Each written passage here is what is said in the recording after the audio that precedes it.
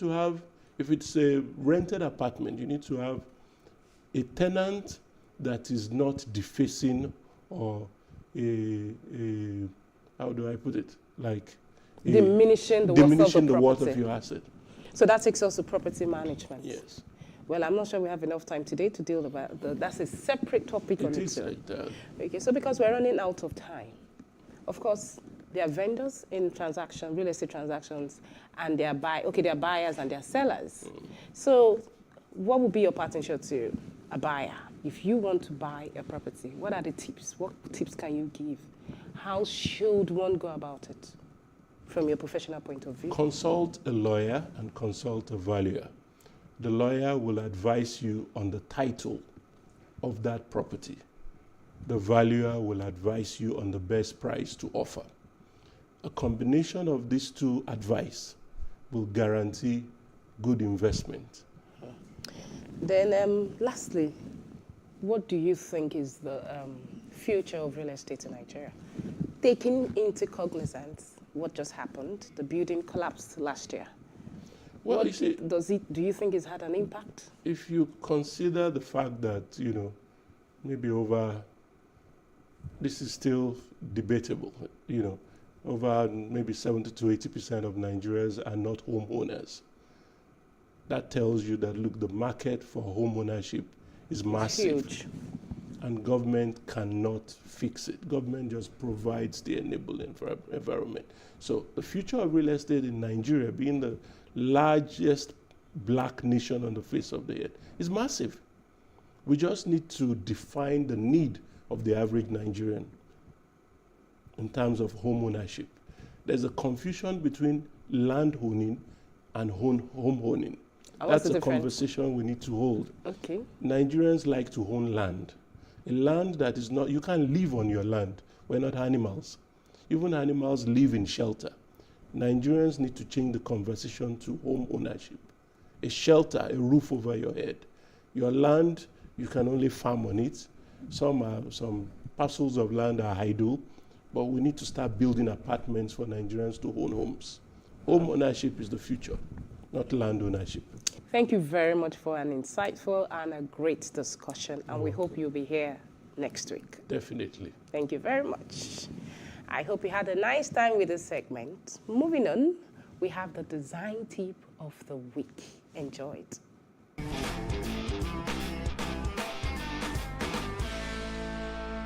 My name is Dr. Maureen Kebasharu, CEO and Creative Director at Deria Options Limited, an interior design firm.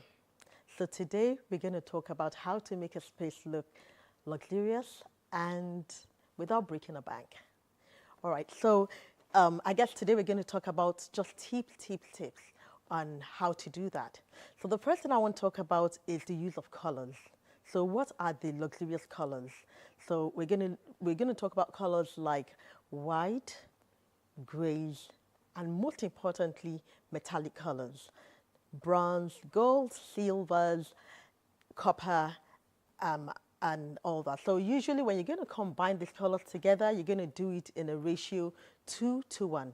So you're going to use like the grays, the white, the blacks, the brown, and you're going to put in like one metallic color, like a gold, or you're going to use like a silver. So another thing you can do to get that feel is to ensure that your space is totally clutter-free. Right? So like that, we try to put in a lot of shelves that are very decorative and stylish shelves, in spaces. And we use natural materials. The use of natural materials in a space makes it look luxurious. So let's take a feature wall, for example. You can put stone on a feature wall, or you can do like wood, like a wooden panel on a wall, on a feature wall, or on any other wall for that matter. So the use of natural materials like stones, like wood, gives you that luxury feel that you want. Also, another thing you can do to get that luxurious feel in a space is the use of the right lighting. So we want to focus on ensuring you create the sense of space So you don't want too much walls in your space. You don't want too much furniture in a space that you want to give that feel of luxury. So you want to, or you want to use a chandelier that is very dramatic. So use a beautiful, dramatic chandelier. So it can be maybe the one item that you're going to spend a little bit on, you know, then the pieces that you're going to put around, maybe the artifacts and the accessories that you're going to put around, the golds and the silvers, the butterflies, like metallic butterflies, you want to put in your recessed walls, and you want to put a light to focus on it, you know. And also, another important thing to do in a space to make it feel like $1 million is actually the use of the right materials. So if you look at your furniture, for example, you want to use materials that are soft, you know, to the skin. So we use suede materials, you want to use velvet materials, you want to use like 100% cotton materials in your space on furniture. And also you want to use furniture that are very easy to keep clean. You don't want furniture that will gather dust over time, because when you have furniture like that in your space over time, it makes the space look kind of tacky. So you want furniture that has surfaces that is very easy to clean in your space. So today, let me give you the tip to take away. So your space, if you want to make it feel like $1 million space, just change those throw pillows, and you can use a color. Like here we've got blues and we've got gold in it that is leather, you know, that gives a sense of luxury. And also you can have a really beautiful artwork, you know, that looks expensive on your wall, and you put an accent light over it. So I hope you've been able to learn one or two things today. See you again next week. Bye.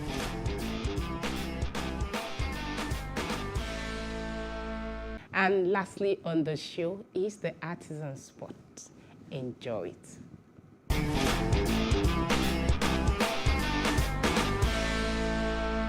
Majority of these boards are imported because they are not made in Nigeria.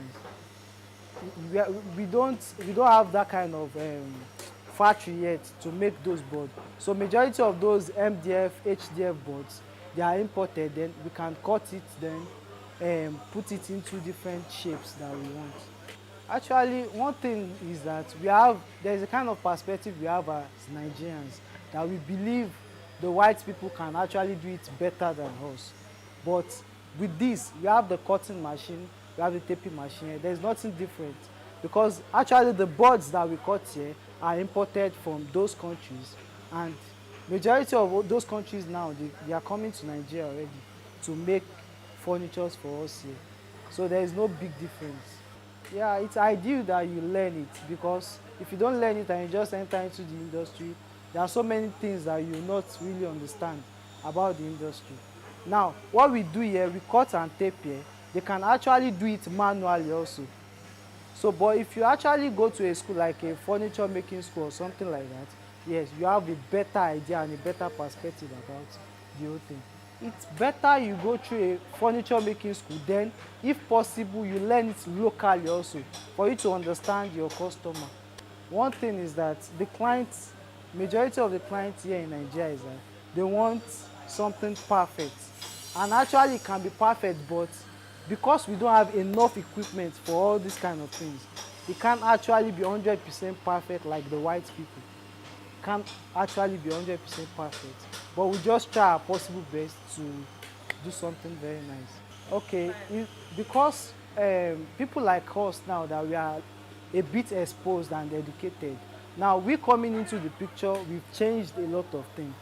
We know how we deal with artisans. Because if a client go and meet an artisan directly, the way artisan is going to charge them is different. And because one thing about them is that they just want the money. Give them the money. Some of them will just spend the money and not make it. But we are like the intermediary between the artisan and the client. We, as a furniture company that is more exposed, what we do is that we know how we deal with them. So when we give them work, we know the best time, like the duration that they can actually do the work. So, and with the fact that we have a machine here, it's faster and it's neater. So this is it's called the panel saw machine. They use it in cutting boards, MDF, HDF, and particle board. any kind of board, sha. So this is the cutting machine. So you can actually run it for you to see how it's done. You can see that it's neater and it's faster. With that, you've cut it. Space and style. We have come to the end of the show this week. I am Olamide Anne. Thanks so much for watching. Until next time, this is Space and Style.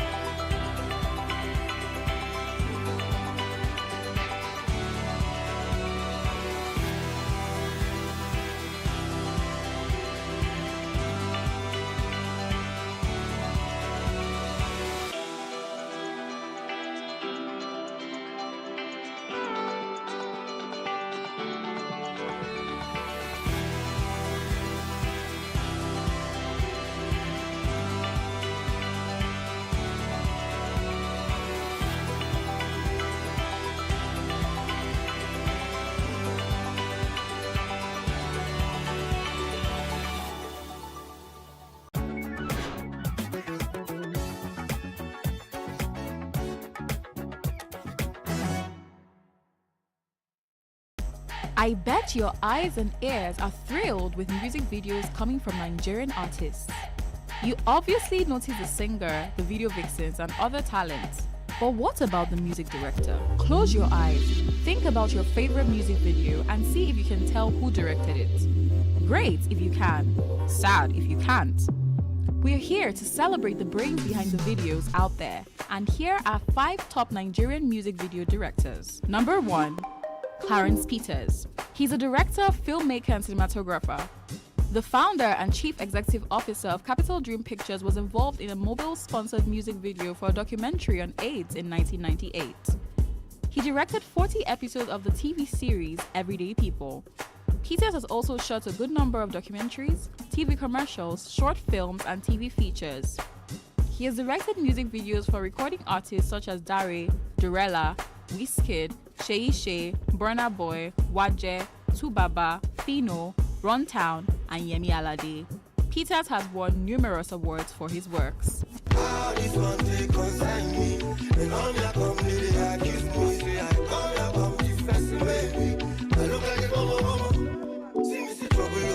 Number 2. TG Omori. Also known as Boy Director, TG Omori is a Nigerian music video director and cinematographer. He started directing at 15 while overseeing stage plays at school and church. He began making videos a year later but took it up professionally at 18 after graduating from Pencil Film Institute. This made him the youngest professional filmmaker in Nigeria. He has worked with Olamide, Wizkid, Burna Boy, Techno, Kiss Daniel, Fireboy DML, Fowls, Timaya, Naira Marley, and many others. So I put a Ferragamo when I pass it down. Put some Gucci on that booty cause she kill a man. That's why she don't want to push, she wanna stick around. But she still say that she love me cause I'm sexy. And I tell her that she lying, that she vexing. She be screaming, I be screaming, we be reckless. But I know that she be liking makeup sexy. Number 3. Meji Alabi. This London-born Nigerian filmmaker, director, photographer, and producer has worked alongside Beyonce, Burna Boy, Wizkid, Davido, Tiwa Savage, Popcan, Goldlink, and Nasty C. He directed Seyi Shay's Murder in 2014, a move that gave him the desired attention in Nigeria. Alabi also worked with Wizkid on his Made in Lagos album. He's a co-founder of JM Films with Jimmy Adesoya.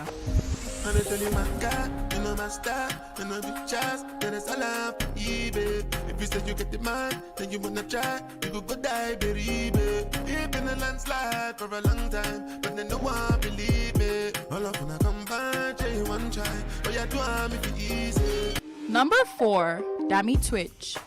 His original name is Owolabi Oluwadamilola. Twitch started with photography in 2013 before going to full music production in 2017. That was the year he shot his first music video for Burna Boy and Yonda. He has gone on to shoot visuals for Fowls, Burna Boy, Olamide, Lil Kesh, Victor A.D., Simi, Peruzzi, Mayokun, Leah, and Davido.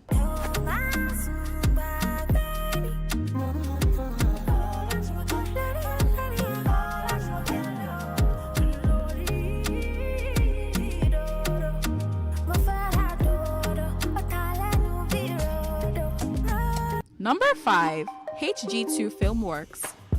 Olaolu Olabode Folarin, also known as HG2 Filmworks, is a Nigerian-American music video director, graphic designer, entrepreneur, and cinematographer.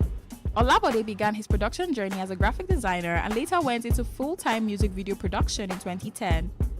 He has directed music videos for big-name artists like D'banj, Kiss Daniel, Dami Crane, Reminisce, Nice, and Scales.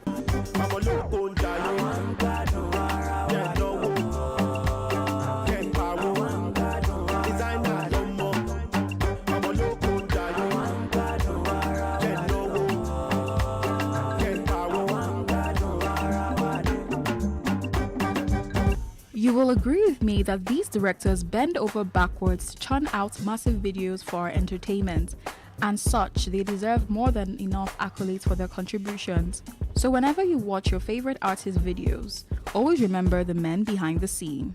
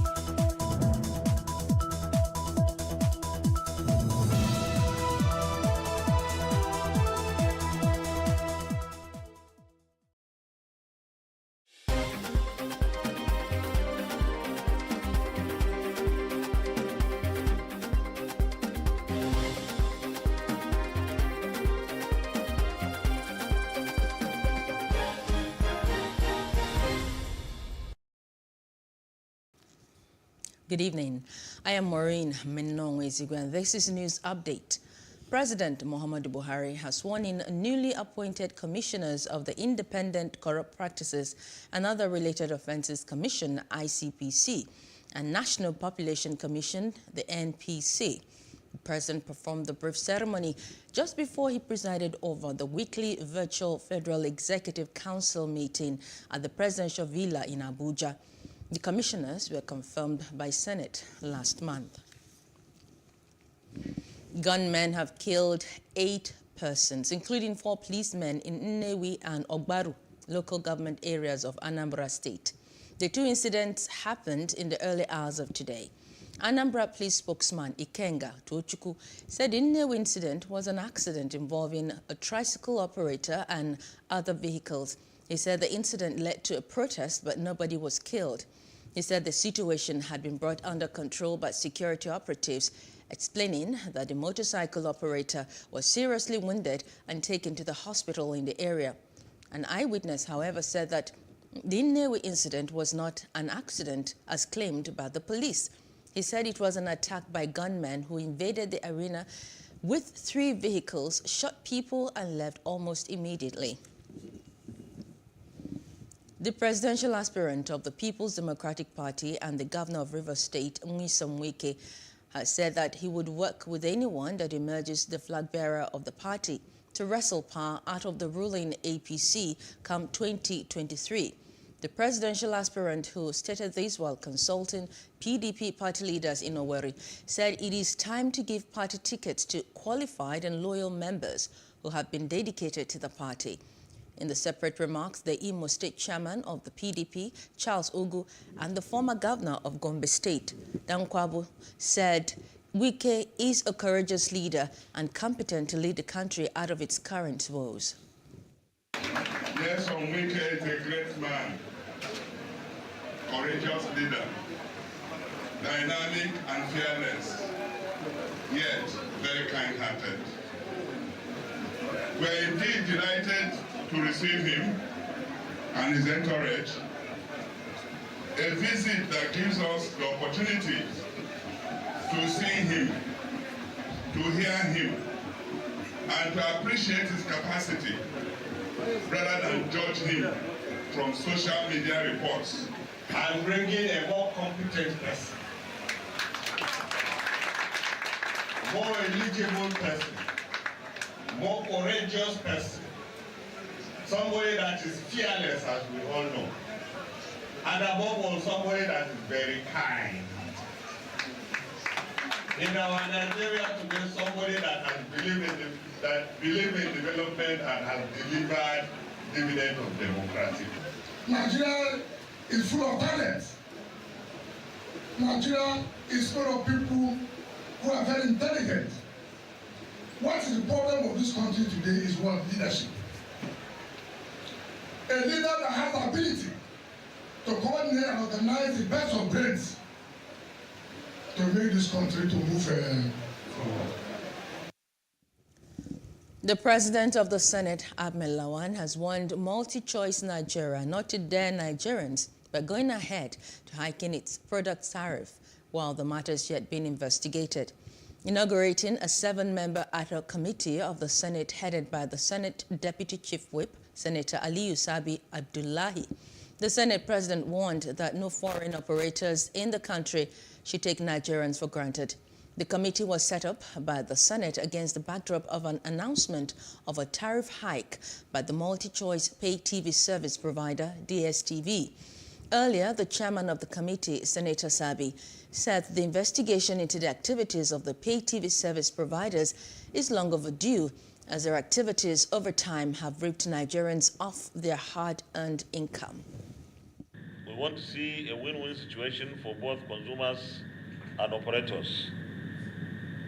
But let me be very clear at this point. We are going to take on any operator who decides to charge Nigerians tariffs that are not charged anywhere outside this country. And I also want to add here that any operator, especially foreign, who doesn't want to respect and obey our laws should leave. It is mind-boggling that barely 2 years of the price hike by the multi-choice, precisely in June 2020, which was followed by a big uproar by Nigerians, comes another unexpected increment without proper consultation with critical stakeholders. The incessant hike in tariff without recourse to constitutional authorities is a thing of great concern that calls for questioning. The Academic Staff Union of Universities, ASU, Lagos Zone, has called on well-meaning Nigerians, especially critical stakeholders, to call out and probe the President Muhammadu Buhari-led government over the long face-off between the union and the federal government. According to the union, this may be a solution to the recurring industrial action as it relates to the University Transparency and Accountability Solution, UTAS, an integrated payroll and personnel information system, IPIS. Adelaja Odukoya, who coordinates the affairs of the union in the zone, maintains that the renegotiation of the 2009 agreement was the main reason for the strike, and it will remain so until the federal government attends to all unions' demands. ASU has consistently pointed out the apparent deficiency inherent in IPPIS and the glaring superiority of our ingeniously developed homegrown UTAS, but the government has refused to do the needful.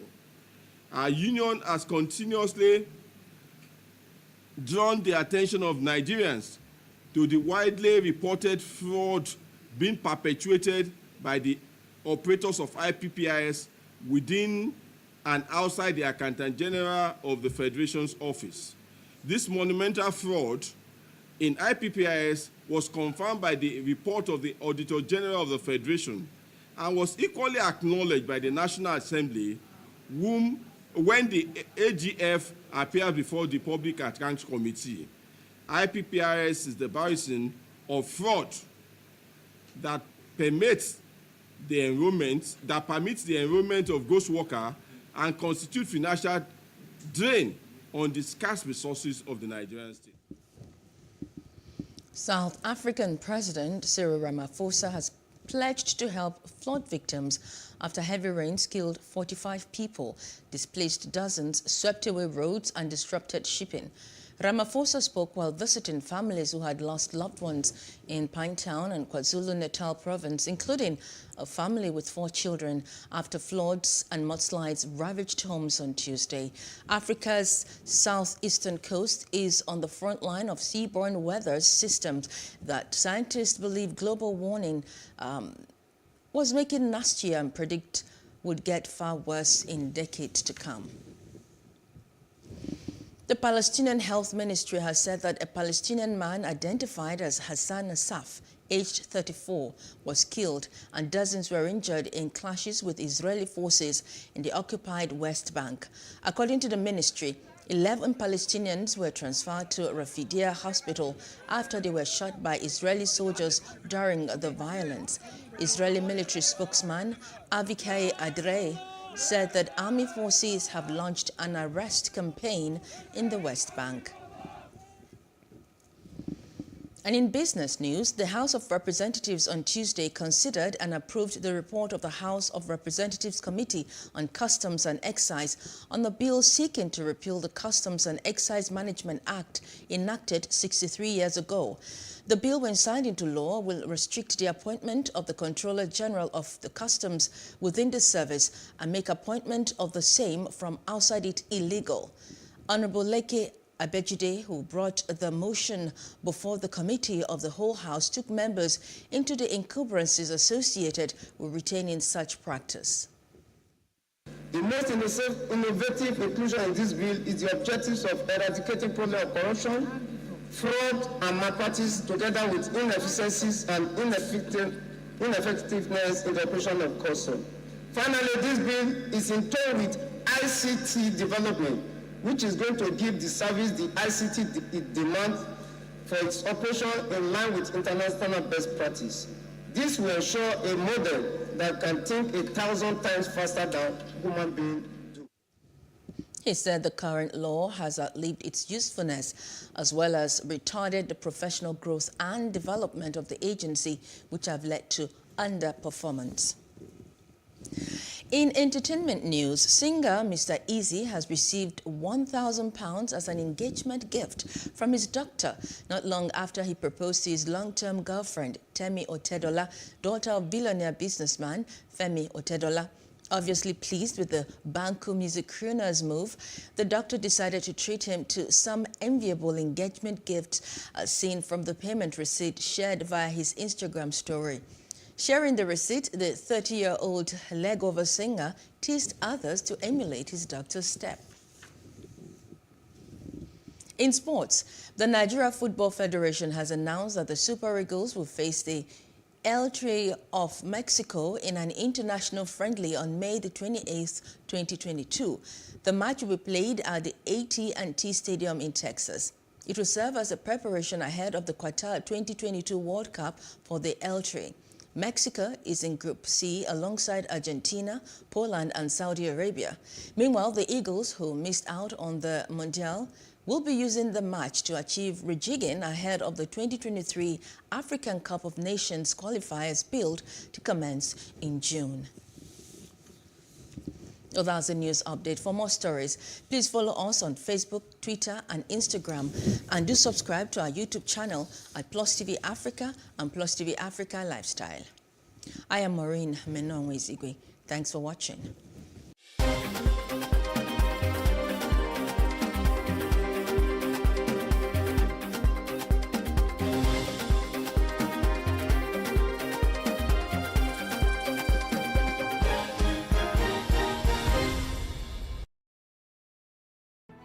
There is no voting on social media. To vote, you would require a permanent voter's card. To get your PVC, visit cvr.inecnigeria.org. Create your account with a valid email address and start the registration process. An activation link will be sent to you. Click on the link and activate your account. Fill out the form, pick and submit a convenient date and time for your biometrics. Print the application slip, which should have your QR code. On the appointed date, go to the nearest INEC office for your biometric capturing. Thereafter, you will get a registration slip to pick your permanent voter's card when ready. Get your PVC today. This message is from PlusTvAfrica.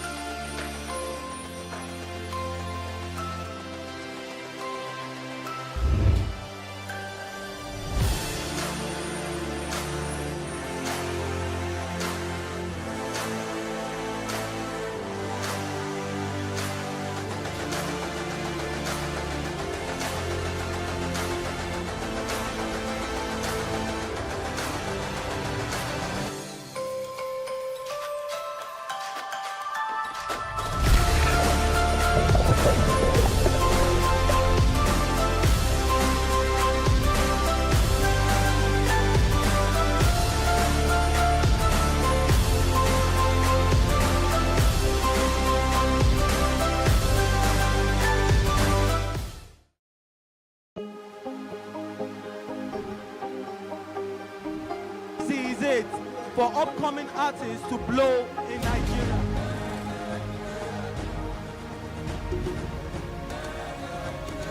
Welcome to Plus Trending.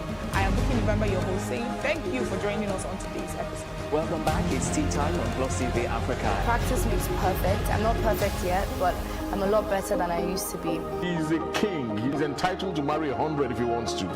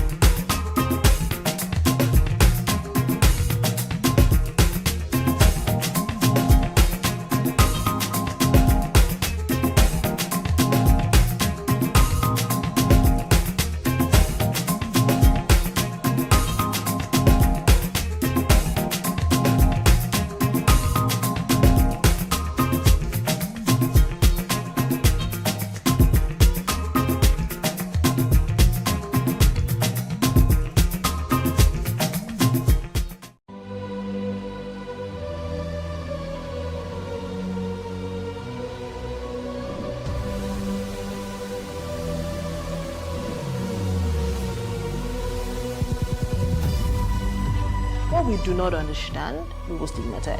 What you can see is the remaining of the tanker that exploded. The suspect equally confessed.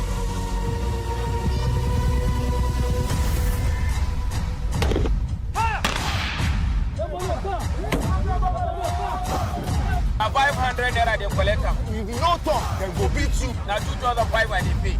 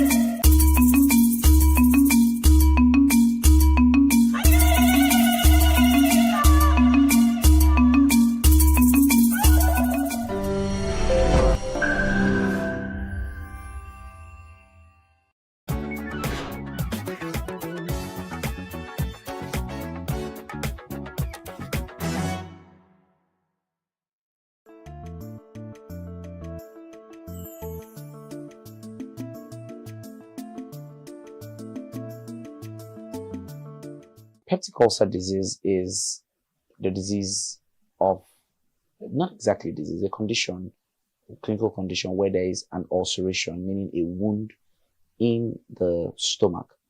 Peptic, coined from the name peptic acid. Peptic acid is found in the gastric. So sometimes you hear gastric ulcer, you hear peptic ulcer. They're not physically different. They are just relating to the stomach. The only other different type of ulcer is duodenal ulcer, which is just the next organ after the stomach. All right. The stomach, which is the sac that contains food, also contains gastric acid or peptic acid that helps to break down protein. The word peptic there is directly related to protein. Okay. So it helps to break down protein. But over time, there could be hypersecretion of this acid that could now cause a breakdown in the walls of the stomach. Now, the stomach walls originally contains mucous membranes or mucosa that prevents this acid from eating up the stomach lining. For some reasons, again, this mucous membrane could also be reduced or absent and further allowing this acid to eat up the stomach. And when this happens, you come down with what you call the peptic ulcer disease.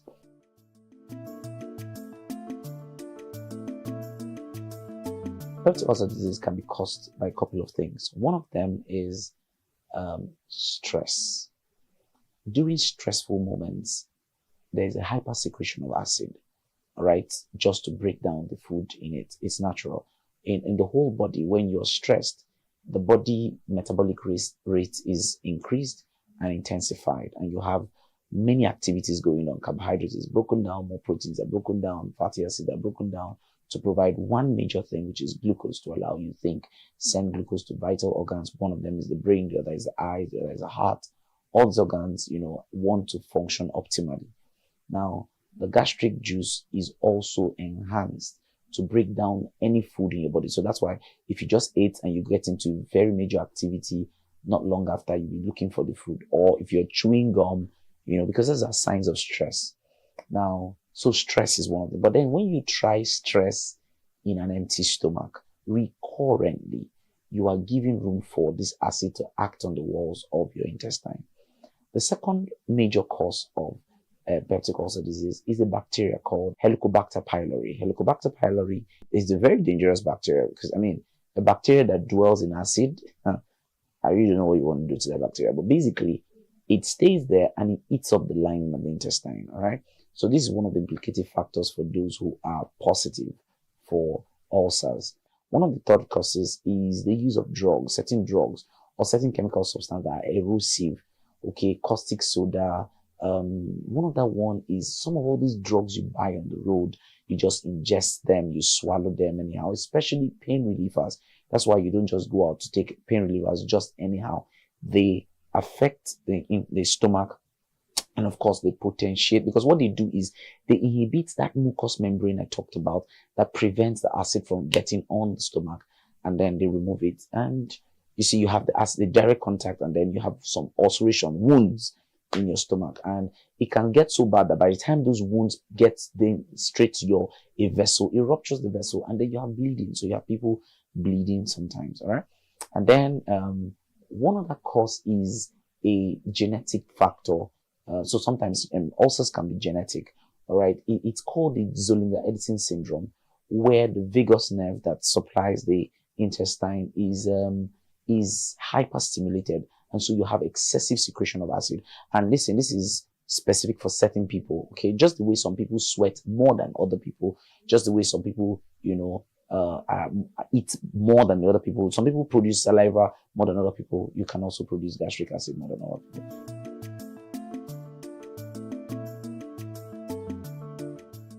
Well, the word is try to eat recurrently. Don't fast every time. If you're fasting, let it be clear that you're fasting, okay? And you want to fast guidedly, okay? Maybe with your doctor. You like to see your doctor first and be sure that you're good to go, okay? If not, you don't do it recurrently, okay? What other things can you do to prevent it? Yeah, irrational use of drugs. Don't just take drugs because you see them. Don't drink chemicals easily. The use of alcohol potentiates it. Regular intake of alcohol exposes you to possibilities of coming down with peptic ulcer disease. Now, one other thing is ingestion of diet. What kind of food should you do? High levels of acid containing diet should be minimized. All right. Sometimes you see people taking all kinds of concussions, herbal concussions. You are exposing yourself to great dangers. Okay. When you do all kinds of acid containing meals or diet, lime, you're trying to mix lime and ginger, and you're trying to lose weight, but you are potentiating something else. So it's important that you are careful what you are mixing, prevent it. You don't have to take excessive protein diet. Some people like to take roasted meat, for example, what we call suya locally. You do a lot of suya and you do a lot of alcohol. That can potentiate peptic ulcer disease for people. So prevent it by reducing this type of foods. Try not to take a lot of carbonated drinks. Alcohol dropped drastically. Water is very important. And before you do some of these things, please eat right. All right, eat your balanced diet. Don't skip meals.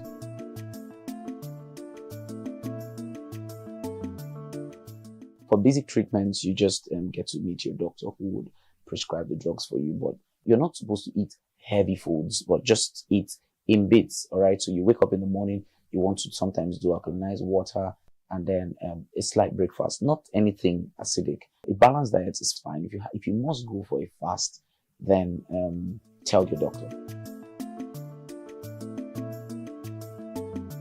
Major symptoms, remarkable symptoms of peptic ulcer disease is that you have painful sensation here on your upper stomach.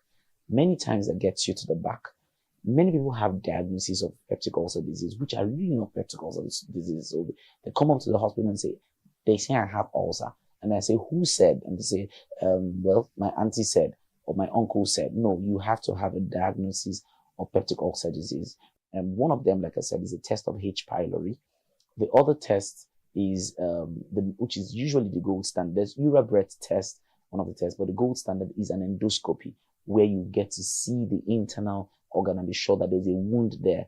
And this usually happens when there's bleeding, from the mouth or from the anus. All right. Other symptoms, like I said, is bleeding. You have bleeding. So you don't just have pain. You have pain that spans from this upper stomach down to the back. So it feels like a dagger piercing through you, down to the back. It's characteristic of that. Okay. Especially worsened when you've not eaten or when you just ate. The moment you take in food, you feel that sharp pain that, wanes for a while. So food affects the pain. Okay. Of course, bleeding is one of the side effects, one of the symptoms of peptic ulcer disease, bleeding, either from the mouth, just see slight trace of blood, or from the anus. One more thing is the heartburn. You feel that constricting pain, heartburn.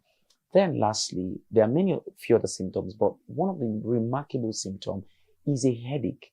You have a persistent headache that can be called a migraine.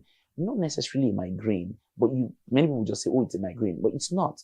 You notice that headache coincides with when you have the stomach pain, or it precedes the stomach pain. Now, that is a kind of symptom of a peptic ulcer disease. Usually, it's said that some of the brain cells, have some mimicking cells that look like the ulcer cells. So whenever the ulcer is firing, or whenever the gastric acid is firing, you have the same firing occurring in the brain, and you have that headache. Whenever you have it, you need to treat properly for peptic ulcer disease.